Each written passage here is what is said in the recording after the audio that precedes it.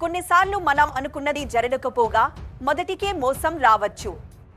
పట్టువిడుపులు లేకపోతే ఏం జరుగుతోందో ఈ సంఘటనే ఉదాహరణ. అప్పట్లో దాదాపు ఎక్కువ శాతం నటులు, రచయితలు, దర్శకులు సిగరెట్లు కాల్చేవారు.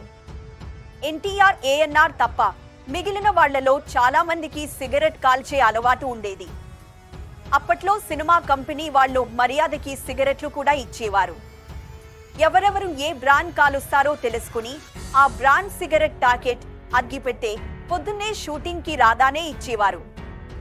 ఇక విలంగా తలదైన ముద్రవేసిన రాజనాల గారు గోల్డ్ ఫ్లేక్ సిగరెట్లు కాల్చేవారు. ఆయన మేకప్ రూమ్ కి వచ్చి కుర్చీలో కూర్చోగానే ఎదురుగా సిగరెట్ పెట్టే అగ్గిపెట్టే కనిపించేది. ఒకసారి రాజలక్ష్మి సంస్థ వారు నిర్మిస్తున్న కమర్షియల్ మూవీ షూటింగ్ జరుగుతోంది. రాజనాల గారు రాగానే ఆయనకు టేబుల్ పై సిగరెట్ పెట్టే అగ్గిపెట్టే కనిపించలేదు. సిగరెట్ పెట్టే గురించి అడిగారు. ప్రొడక్షన్ వాళ్ళు ఇంకా కొనుక్కుని రాలేదు, మీరు మేకప్ వేసుకోండి, ఈలోగా తీసుకొచ్చేస్తారని మేకప్ మెన్ చెప్పారు. రాజనాలకు ఒక్కసారిగా ఒళ్ళు మండింది. సిగరెట్లు రాని వచ్చాకే మేకప్ వేసుకుంటా, అంతవరకు మేకప్ వేసుకోను అని భీష్మించుకుని కూర్చున్నారు. ఈలోగా షూటింగ్ మొదలైంది. రాజనాల సెట్కు రాలేదేంటి అని నిర్మాత డూండి గారు అడిగారు.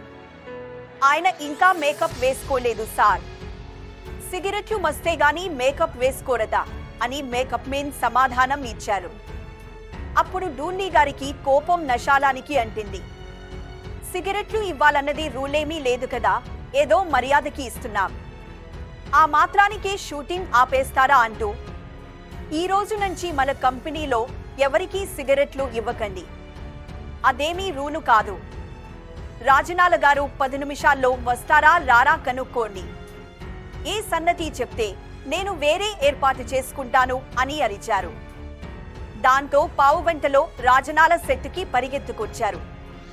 రాజనాల పుణ్యమా అని మనకి కూడా సిగరెట్లు లేకుండా పోయాయని మిగిలిన వాళ్ళు బాధపడ్డారు.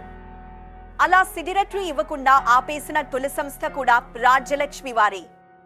ఆ తర్వాత ఒక్కొక్కరిగా అందరూ ఆపేశారు. ఈ వీడియో కనుక మీకు నచ్చినట్టు అయితే లైక్ చేసి షేర్ చేయండి.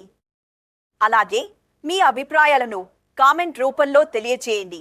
ఇలాంటి మరిన్ని వీడియోస్ కోసం మన ఛానల్ను సబ్స్క్రైబ్ చేయండి.